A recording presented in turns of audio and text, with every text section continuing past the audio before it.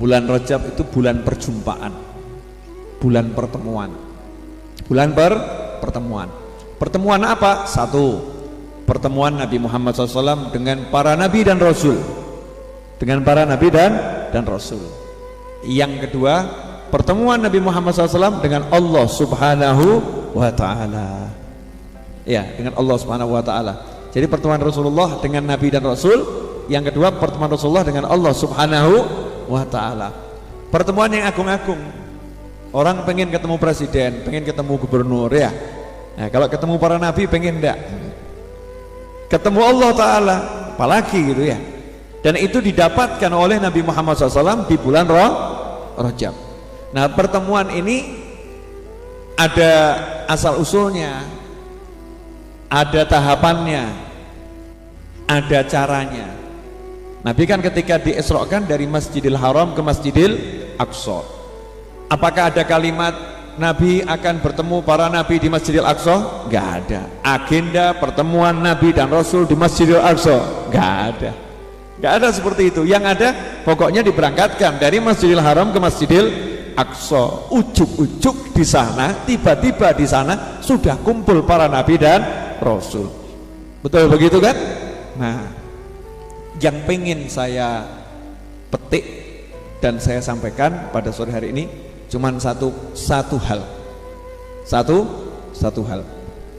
Ternyata Allah Ta'ala mengajarkan kepada Nabi Muhammad SAW sebelum ketemu dengan para nabi dan rasul untuk menjelajahi, mengunjungi napak tilas nabi dan rasul tersebut. Jadi nabi itu dibawa ke Palestina dulu, bukan ke Masjidil Aqsa. Dibawa ke Palestina kemana? Ke Bethlehem, ke tempat lahirnya Nabi Isa alaihissalam. Dibawa ke rumah lahirnya Nabi Isa, suruh sholat di situ. Nih loh tempatnya Nabi Isa, ya, muliakan nih tempat lahirnya Nabi Isa, agungkan nih tempat lahirnya Nabi Isa. Ngagungkan dengan apa? Sholat di situ. Ini pengagungan yang luar biasa, bukan sekedar doa di situ, bahkan sholat. Doa yang paling utama adalah sholat. Kemudian Rasulullah diajak ke Bukit Tursina, tempat turunnya wahyu kepada Nabi Musa alaihissalam. Rasulullah disuruh sholihuna, sholatlah di sini. Rasul mengunjungi tempat turunnya wahyu kepada Nabi Musa.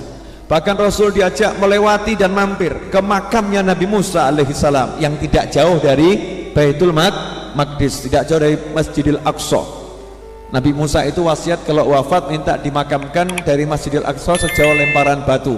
Dulu nggak ada meteran, jadi kalau mengukur tuh lempar batu agak keras, jauhnya berapa meter, umumnya lemparan manusia.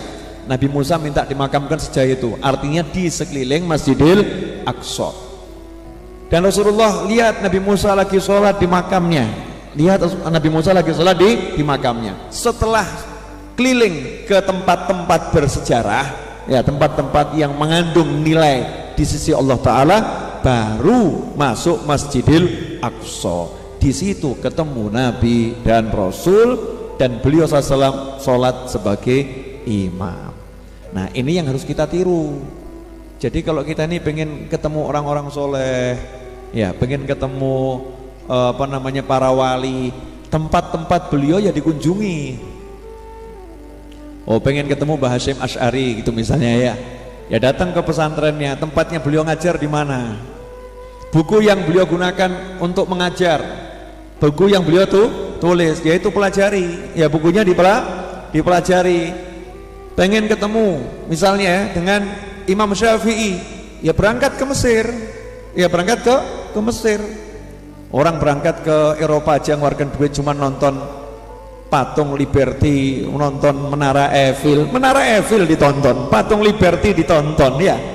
Lalu walaaleh, gak bawa manfaat, gak bawa bencana, artinya suatu yang biasa-biasa saja, itu ditonton, ya, ditonton. Kalau nontonnya gunung, ya, itu masih oke, ciptaan Allah Subhanahu wa Ta'ala, keagungan. Tapi nonton patung, nonton menara, bukan gak boleh, ya. Yang seperti itu aja manusia mau, ngeluarkan duit banyak mau. Tapi kenapa kok nggak mau ngeluarkan duit banyak? Pergi itu sana ke tempat di mana Imam Syafi'i mengajar, pergi itu ke sana di tempat Imam Malik mengajar, pergi ke sana di tempat Imam Nawawi mengajar, pergi ke sana, di tempat Syekh Abdul Qadir Al-Jailani biasa mengajar, oh tinggalnya di sini, oh ngajarnya di sini, oh belajarnya di sini. Kunjungi tempat-tempat bersejarah tersebut. Dengan jalan-jalan mengunjungi tempat bersejarah, nanti hasilnya Allah akan pertemukan kita dengan yang kita kunjungi. Dengan yang kita kunjungi. Kalau kita mau mengunjungi, maka kita akan dikunjungi. Kalau kita mau mengunjungi, kita akan dikunjungi. Makanya umat Islam di Indonesia ini kan dari tahun ke tahun turun temurun diajari untuk berkunjung ke makamnya Sunan Ampel, berkunjung makamnya Sunan Bonang, berkunjung ke makamnya Sunan Kudus, berkunjung ke makamnya para wali. Untuk apa? Ya napak tilas, meniru Nabi Muhammad SAW ketika mengunjungi para anbiya wal mursalin. Harapannya apa? Nanti kita dikunjungi, ya ketemu, bisa dalam mimpi ketemu, atau nanti kita ketika sakaratul maut ditemuin, atau nanti setelah meninggal dunia ketemu. Nah kalau ketemu manfaatnya apa? Ya nikmat toh. Ketemu orang soleh berarti kan nggak ketemu yang medeni, betul kan ya? Dikubur ketemu para wali berarti kan orang baik. Dikubur ketemunya sama yang gebuki kan ya naudzubillah min dzalik. Dan itu hikmah dari Isra dan Mi'raj, perjalanan mengunjungi orang-orang yang mulia, tempat-tempat yang mulia. Hasilnya ketemu dengan manusia-manusia yang mulia. Jelas ibu-ibu? Jelas.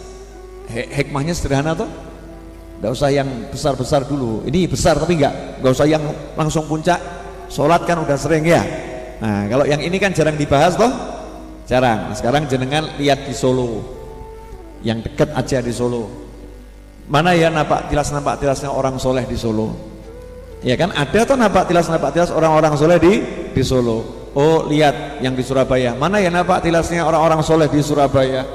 Yang di Jakarta, mana ya nampak tilasnya orang-orang soleh di Jakarta. Saya kemarin ke Singapura, ya begitu dari bandara, bukan ke mall, bahkan saya tuh ke mall males. Dari bandara bukan ke mall, dari bandara bukan ke hotel, dari bandara bukan ke rumah, dari bandara ke makam.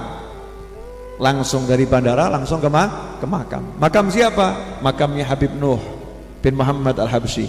Makam yang sangat tua, yang sampai orang Singapura mau buat jalan tol saja sampai dibelokkan karena nggak berani bongkar makam tersebut karena kesolehan orang tersebut, Habib Nuh bin Muhammad Al-Habsyi. Jadi berangkat ke Singapura cari makamnya orang soleh. Berangkat ke Malaysia cari orang soleh.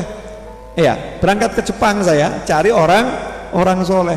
Siapa ini orang soleh di Jepang? Mana masjid yang paling tua di Jepang? Yang di Tokyo mana masjid yang paling tua? Saya pengen tahu masjidnya di mana. Nampak tilas itu.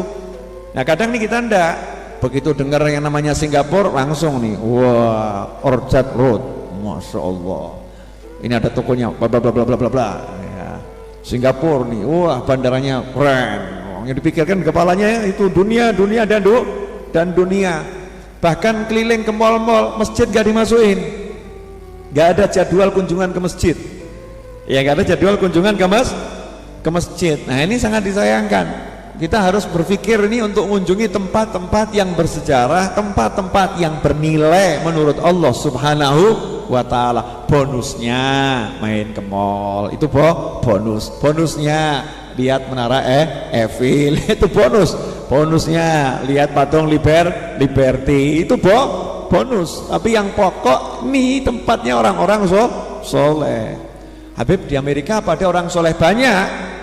Nah, kamu nggak mau cari ya nggak dapat. Kalau cari ya akan dapat. Dimanapun ada orang soleh. Dimanapun ada orang soleh. Jangan dikira nggak ada orang soleh. Di setiap tempat ada orang soleh.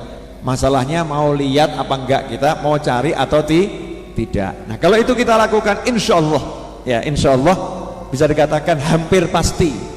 Ya hampir pasti. Ngomong pasti kan ya harus pakai insya Allah. Kita akan ditemui oleh orang-orang soleh tersebut, akan ditemui ya dalam mimpi atau nanti di alam barzah. Yang jelas hatinya jadi nyaman, hatinya jadi tenang. Jelas ibu-ibu dan pemirsa dimanapun Anda berada? Jelas. Yang terakhir, sebentar lagi kan maghrib ya. Yang terakhir, tolong diingatkan keluarganya dan dirinya, mantunya dan anak-anaknya yang sudah balik, yang perempuan, selesaikan hutangmu dengan Tuhanmu. Saya tim penagih hutang Allah Ta'ala. Para ulama ini jadi tim penagih hutang, wajib mengingatkan hutangmu ada berapa, segera selesaikan. Sebentar lagi Ramadan ya, sebentar lagi Ramadan, tidak ada alasan lupa. Ini sudah diingatkan, bahkan diperingatkan. Saya yakin masih banyak yang hutangnya kurang satu, hutangnya kurang dua. Betul ibu-ibu? Iya, alhamdulillah. Ini termasuk para penghutang yang baik, gak lunas-lunas. Sama Allah saja gak dilunasi, apalagi hutang sama yang lain. Jadi nanti ibu kalau ditagih sama orang, jawabnya begini, sorry mas, sama Allah saja hutang saya gak takut kok mas. Apalagi anda cuma debt collector. Anda kan debt collector paling mukulin. Ya itu saya gak takut mas. Wong sama Allah Ta'ala yang jelas Allah itu punya jagat raya, Allah punya semuanya, saya utang puasa saja saya nggak takut, apalagi cuman sama kalian-kalian. Betul begitu ibu-ibu? Nah ya ini kita kadang walik-walik, utang sama manusia takut-takut, utang sama Allah kok nyantainya luar biasa. Ya Allah maha lomo, tapi yo ngono yo ojo ngono. Jangan sampai lewat ya, sebelum Ramadan selesaikan ya, utangnya diselesaikan. Habib saya lupa kurang berapa hari poro luwe, gitu aja kok repot. Ini penyakitnya ibu, saya tuh nggak inget Bib kurang berapa. Ya udah, kira-kira kamu kemarin dulu nggak puasa berapa, 7 hari. Saya lupa udah bayar berapa, anggap burung bayar kabeh. Udah puasa 7 hari aja kok abotnya luar biasa. Udah puasa. Wong bayi di perut tuh nggak makan nggak minum, kecuali kalau ada kiriman dari ibunya aja sanggup kok ya. Nggak jelas rezekinya sanggup, menjenengan kan jelas, nanti adzan maghrib ya buka kan begitu, jelas kok ya bingung. Oke, siap bayar utang? Yang sudah lunas nggak usah ngomong sudah, yang belum ini loh utangnya dibayar ya bu ya.